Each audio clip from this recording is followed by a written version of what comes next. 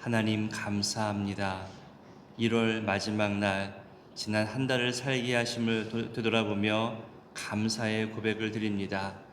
또한 명절 연휴임에도 매일 새벽 현장의 자리를 지키는 분들이 있음에 감사하고, 또 연휴가 끝나자마자 피곤할 텐데 일상의 습관대로 다시 새벽에 나오는 분들도 보이니 감사합니다. 하나님 사랑, 이웃 사랑하는 수많은 방법들 속에 자리를 지키는 것도 중요한 사명과 충성인 줄 알고 예배의 자리, 기도의 자리를 위해 힘써 일하며 지켜가게 하시니 이 또한 감사드립니다. 여러 이유로 현장이 아닌 온라인으로 저마다의 첫 시간을 하나님께 드리는 모든 분들에게도 그 충성과 성실로 자리를 지켜가게 하시니 이 또한 감사드립니다. 하나님 사랑을 경험한 자들만이 고백할 수 있는 방금 부른 찬송의 가사가 우리 고백되기를 원합니다. 그 놀라운 은혜와 사랑으로 어떤 두려움도 이겨내며 어려움과 괴로움도 해결할 힘을 얻게 되고, 다른 이를 품고 용납하며 사랑할 수 있는 근원이 되게 하심을 발견하게 하옵소서. 매일매일의 이 습관과 일상 속에서 하나님 사랑, 이웃 사랑을 실천하며 살아가는 우리들 되게 하옵소서. 오늘과 내일 쉼의 시간 속에서 주일을 준비하는 모든 선한 수고와 땀 흘림이 있을 텐데, 이들 모두에게 즐거움과 감사가 드러나게 하시고 쉼을 통해 힘을 얻는 시간들 되게 하옵소서. 오늘 또 모든 선교 일정을 마치고 내일 귀국하는 우리 선교팀의 모든 사역과 마무리에 은혜 부어주셔서 현장에서 서로의 경험을 나누고 기도할 때에 그 모든 시간들이 더욱 풍성케 되고 아름답게 되며 하나님께 영광이 되는 시간들로 하나님 채워 주시옵소서. 하나님의 마음을 조금이라도 더 많이 품고 돌아오게 하시고, 다녀온 후에 곧바로 이어지는 주일의 예배와 사역에도 지장이 없도록 이들의 체력과 마음에도 충분한 쉼과 충전의 시간들로 채워 주옵소서. 내일 오랜 시간 훈련하고 또 연습하고 준비해 온 개척 감사 예배를 드리는 더 센트 처치 보내진 교회에 하나님의 은혜를 부어주시사 점점 강성해져가는 복을 누리게 하시고, 동두천이라는 조금은 특별한 지역으로 인도하시고 시작하게 하셨사오니 그곳에서의 모든 사역과 섬김을 통해 지역사회에서도 인정받고 칭찬받는 교회 되게 하여 주옵소서. 품 안의 어린 자녀들에게도 배움의 기회와 어울림의 기회가 계속 이어져 가게 하여 주시며, 몸도 마음도 감정도 늘 강건하게 붙들어 주옵소서. 하나님, 한 주간도 회복과 또 치료를 위해 애쓰고 수고한 모든 연약함 속에 강함이 드러나게 하시고 온전한 회복의 은혜를 더하여 주시옵소서. 이 연휴 기간 동안에 소화가 잘 안 되시는 분, 마음의 무거운 짐을 내려놓지 못하는 분, 그리고 어디 여기저기 부딪히거나 넘어져서 다치신 분들, 하나님 이 모든 분들에게 속히 다시 한번 일상을 허락하여 주셔서 건강한 삶, 그리고 온전한 삶을 주님께 드리는 일상의 삶 되게 하여 주시옵소서. 하나님, 내일 2월 첫날 토페십으로 모입니다.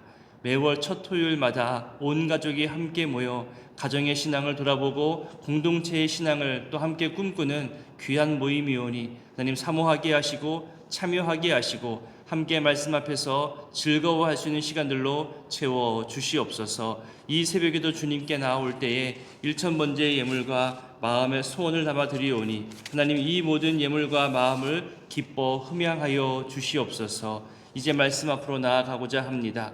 하나님, 말씀하시는 하나님, 그리고 우리에게 교훈하신 하나님을 발견케 하여 주시옵소서. 함께 하실 성령님을 의지하오며 예수님의 이름으로 기도드립니다. 아멘. 오늘 본문 말씀은 마태복음 22장입니다.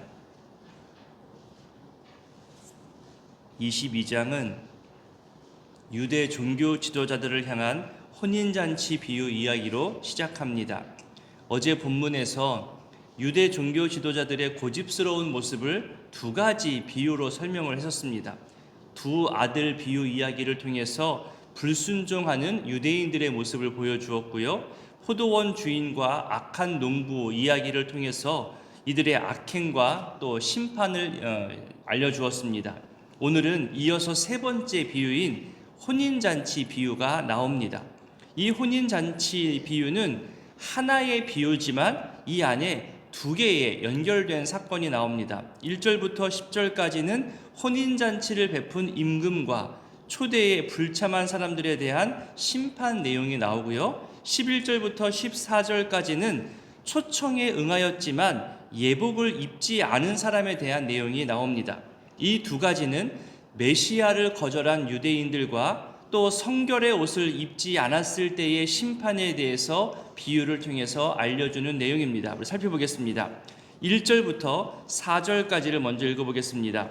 예수께서 다시 비유로 대답하여 이르시되 천국은 마치 자기 아들을 위하여 혼인잔치를 베푼 어떤 임금과 같으니 그 종들을 보내어 그 청한 사람들을 혼인잔치에 오라 하였더니 오기를 싫어하거늘 다시 다른 종들을 보내며 이르되 청한 사람들에게 이르기를 내가 오찬을 준비하되 나의 소와 살찐 짐승을 잡고 모든 것을 갖추었으니 혼인잔치에 오소서 하라 하였더니, 그러니까 아들의 혼인잔치를 준비한 임금이 등장하지요. 그리고 초청받은 사람들이 거절합니다. 3절에 나오는 표현대로 오기를 싫어했다고 합니다. 그러니까 원치 않았던 거죠.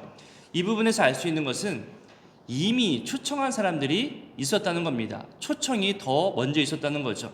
누구냐 하면 바로 유대인들입니다. 천국잔치에 가장 먼저 초청받은 자들로 이 비유에서 유대인들을 지금 의미하며 설명하는 겁니다. 복음의 초청을 일부러 거절한 유대 종교 지도자들과 유대인들의 모습을 보여주는 거죠. 그럼에도 임금은 다시 초청을 합니다. 하나님의 끝없는 자비하심을 보여주는 문구입니다. 그리고 여기서 나오는 첫 번째 종은 구약의 선지자라고 말할 수 있고요. 4절에 나오는 다른 종은 신약의 복음 전파자라고 말할 수 있겠습니다. 그렇게 하나님은 구약, 신약 가릴 것 없이 예나 오늘이나 계속해서 우리를 은혜의 자리로, 구원의 자리로 초청해주고 계십니다. 하나님의 그 자비하심과 초청하심으로도 너무나 귀하고 감사한데 4절에 보니까 모든 것을 갖추었다고 설명합니다. 하나님의 준비, 하나님께서 초청하시는 이 천국 잔치는 어느 누구에게도 조금의 부족함도 없는 완벽한 또 최대의 만족을 주는 풍성함으로 준비되어 있음을 우리에게 알려주고 있는 거죠. 정말 잘 준비하였고 풍성하게 준비하였는데도 사람들은 거절합니다. 이유가 뭘까요? 이들이 거절한 이유, 이들이 이 초청을 외면한 이유는 자기들의 소유와 현실적인 문제와 또 현실에 대한 집착 때문인 거죠. 5절부터 보십시오. 5절에 보니까 자기 밭으로 그리고 자기 사업으로 자기 현실을 우선시하느라고 이 임금의 초대를 거절한 겁니다. 복음을 거부하는 모습들이 유대인들의 삶 속에서 계속적으로 나타나고 있음을 지금 말씀해주고 있는 거죠. 세례 요한 때부터 회개의 외침을 들었을 때에도 그때도 외면하였고, 이어서 예수님께서 직접 복음까지 설명했는데 이것도 거부하고 마침내 예수님을 십자가에 못 박아 죽이는 죄악까지 범하게 됩니다. 점점 심해지는 점진적 모습을 보여주고 있습니다. 6절에 보면 세 가지 단어로 점점 심해지는 이들의 상태를 보여주거든요. 잡는다, 모욕한다, 죽인다. 이 세 단어가 마치 예수님의 잡히심과 고난당하심과 죽임당하심을 그대로 연상시켜줍니다. 사로잡아서 온갖 고문과 조롱과 모욕을 주었고 마침내 십자가에 달려 죽게 했습니다. 이 세 단어가 예수님 잡히실 때 고난당하시고 조롱당하시고 죽임당하실 때 똑같이 그대로 사용되어지는 단어들입니다. 그리고 이어진 7절에서도 세 단계의 모습으로 세 단어가 또 등장하죠. 임금이 노하면서 보여준 모습이 나오는데요. 군대를 보낸다, 그리고 진멸한다, 불사른다, 이런 세 단어가 등장하고 점진적으로 고조가 됩니다. 사람들의 거절과 악한 죄성이 점점 심해질수록 하나님의 진노와 심판도 그대로 점점 심해지고 있음을 보여주고 있는 거죠. 이 비유 속에 있는 단어 그대로 실제 예루살렘이 함락되고 불타고 많은 사람들이 죽게 되는 일이 일어나게 됩니다. 이 내용을 통해 하나님의 성실하신 준비와 청함받은 사람들의 불성실함을 대비시키고 있는 겁니다. 과거 구약 때부터 선지자들을 통해서 말씀하시고 잘못을 돌이키기를 바라는 이 수많은 기회들을 유대인들은 받아들이지 못했죠. 자기 고집으로 거절해 왔습니다. 자기 현실, 자기 방법, 자기 의가 우선이었기 때문에 아무리 올바르고 좋은 것을 말해도 그들 마음 중심에 자기 고집의 벽이 너무 두터워서 이 복음에 대한 초청을 다 거절하게 된 겁니다. 오늘날은 안 그럴까요? 오늘날에도 자기 생각, 자기 틀, 자기 고집이 너무나 확고해서 갈등이 점점 심해지는 현상을 보게 됩니다. 말이 점점 거칠어집니다. 웬만한 말로 상대방이 굴복하지 않으니까 더 센 말, 더 거친 말, 더 마음 상하는 말을 하죠. 더 큰 비방과 공격적인 말들이 점점 자연스럽게 많아지고 현실 가까이 다가오고 있음을 느끼게 됩니다. 또한 개인 방송이 자유롭게 더 활발해지면서 정제되지 않은 추측성 기사와 또 사람들이 듣고 싶어하는 그런 소식들만은 골라서 전하면서 마치 인기몰이 하듯이 사람들을 끌어모으고 있잖아요. 이젠 사실을 밝혀도 또 다른 의심을 들이대며 사실 자체를 받아들일 그런 생각을 하지 못하게 합니다. 자기 감정, 자기 고집, 자기 합리화가 오늘날에도 얼마나 강한지 우린 주변을 돌아보면 금방 또 알 수 있게 됩니다.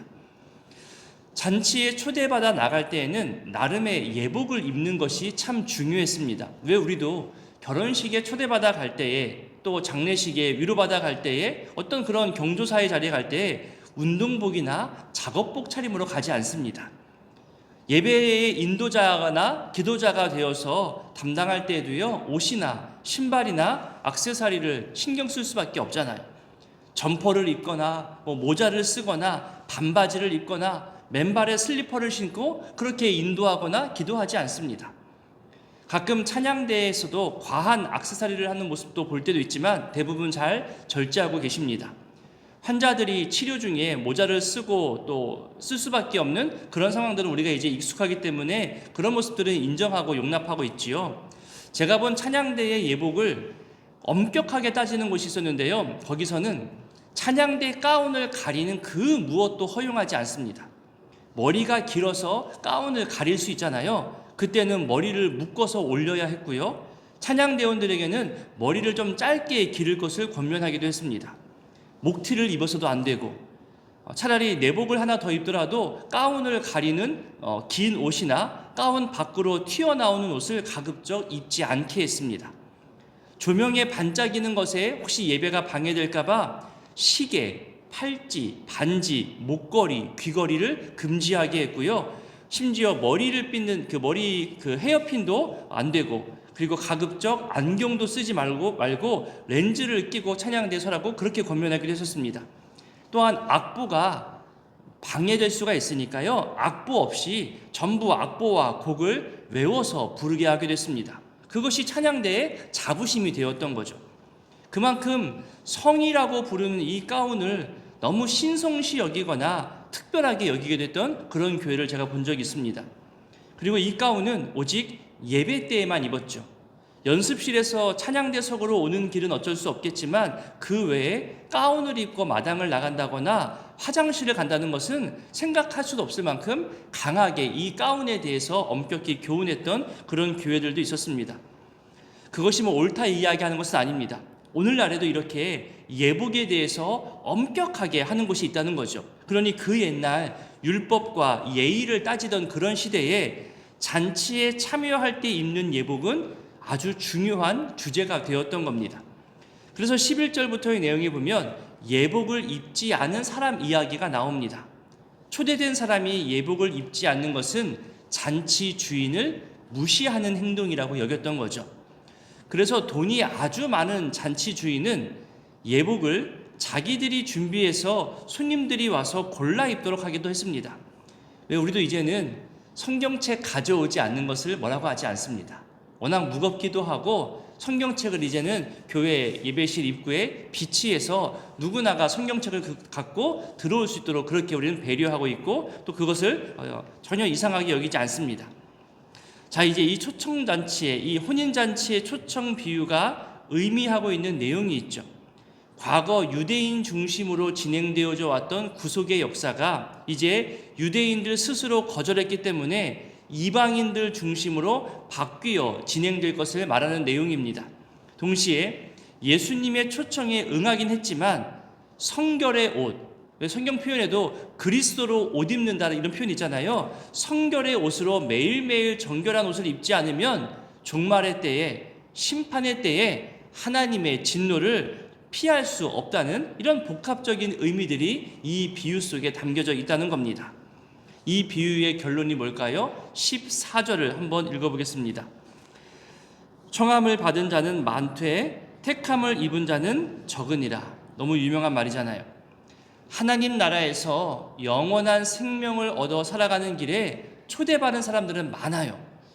예수 그리스도를 구주로 영접하여 진심으로 구원받아 살아가는 자는 적다는 말입니다.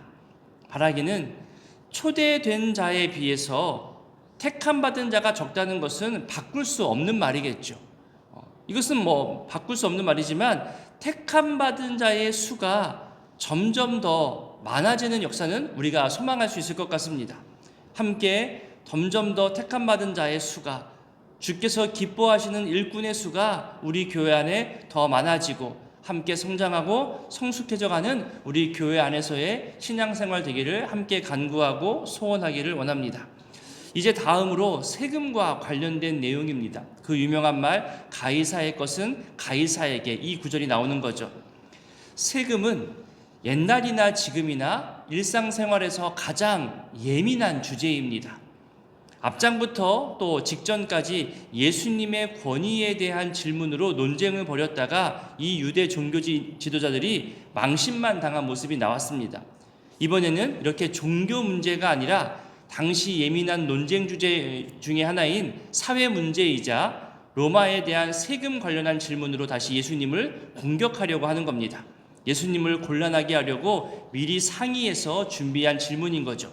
우리 15절부터 17절까지를 읽어보겠습니다.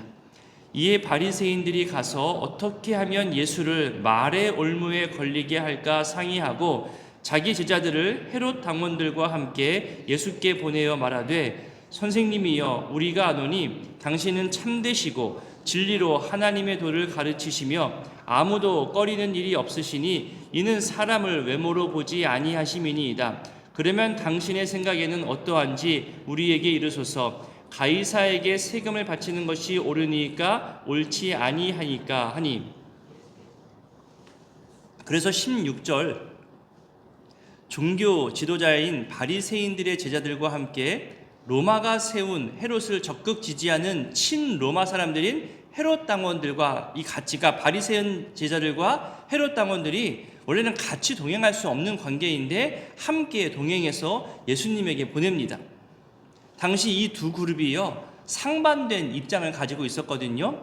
예수님을 공격하러 갈 때 지금 같이 가는 겁니다. 그러니까 바리새인들은 로마의 세금을 내는 것을 반대하는 입장인 거예요. 하나님의 통치를 받아야 된다고 생각하는 사람들이기 때문에 로마의 통치를 받는다는 것, 로마의 세금을 낸다는 것은 로마에게 굴복한다는 의미잖아요. 그러니까 거기에 대해서 반대 입장을 가지고 있어요. 하지만 현실은 낼 수밖에 없는 거죠. 또한 자기 제자들을 이 친로마 세금을 더 적극적으로 걷어야 한다고 주장하는 헤롯 당원들과 함께 보냈다는 것은 이들이 미리 상의해서 어떤 답을 하더라도 공격하려고 준비시키고 있다는 것을 알 수 있게 합니다. 당시 사람들을 부끄럽게 하거나 그 상대방의 명예를 떨어뜨리기 위해서 사전에 어떤 작업을 하냐면요, 어렵고 곤란한 질문을 하기 직전에 그에 앞서서 이 상대방을 한껏 칭찬하고 높여준 다음에 이 어려운 질문을 하는 겁니다. 그래야 더 부끄러운 거죠. 당신이 이렇게 위대하고 대단한 사람이지 않냐? 그런데 왜 이런 질문도 대답하지 못하냐? 이렇게 깎아내리기 위한 사전 작업인 겁니다. 그런 분위기를 만드는 거죠. 그래서 16절에 예수님을 높이는 내용의 말을 먼저 하는 겁니다. 그리고 17절에 본격적인 이 어렵고 곤란한 질문을 하는 거죠. 예수님의 답을 보니까 18절에 보니까 그들의 악함을 아신다고 하시며 외식하는 자들이라고 비판하며 대답을 시작합니다. 이제 역질문을 하시죠. 그 대답에 대한 근거로 정리하시면서 말씀하십니다. 우리 21절을 함께 읽겠습니다. 이르되 가이사의 것이니이다. 이에 이르시되 그런즉 가이사의 것은 가이사에게 하나님의 것은 하나님께 바치라 하시니. 아멘. 이 대답을 듣고 22절 표현처럼 사람들은 그 지혜에 경탄하며 놀랍게 여기며 흩어집니다.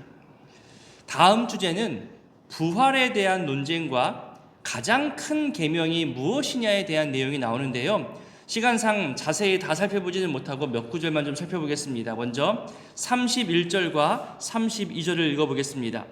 죽은 자의 부활을 논할진대 하나님이 너희에게 말씀하신 바 나는 아브라함의 하나님이요 이삭의 하나님이요 야곱의 하나님이로라 하신 것을 읽어보지 못하였느냐? 하나님은 죽은 자의 하나님이 아니요 살아있는 자의 하나님이시라 하시니. 아멘.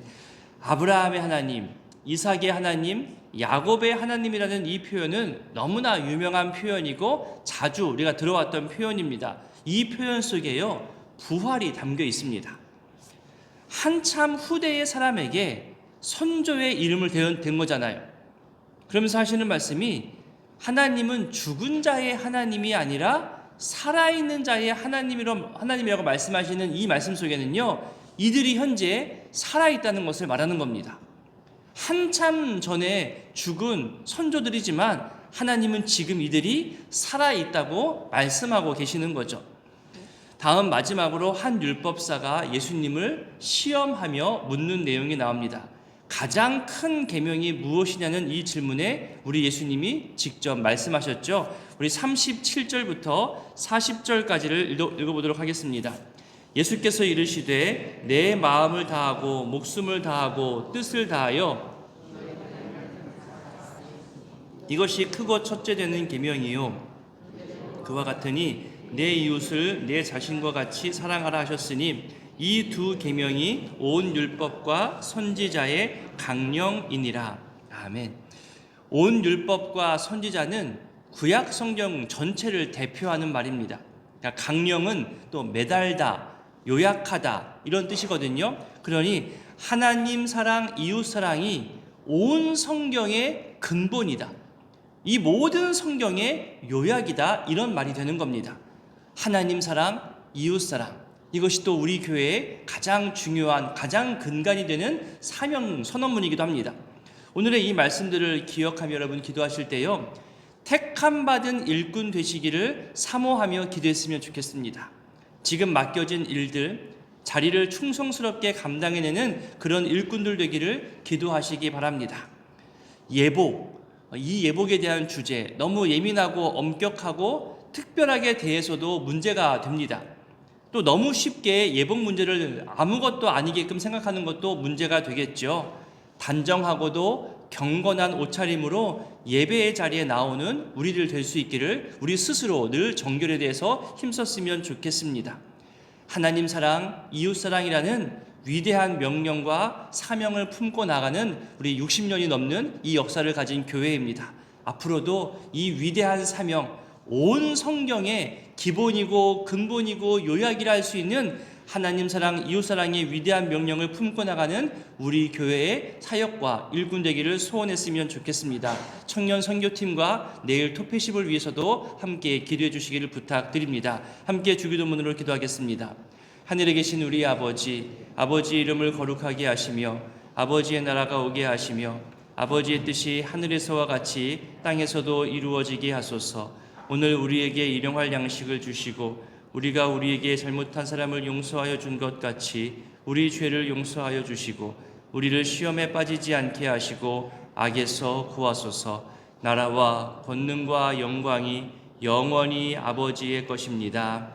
아멘.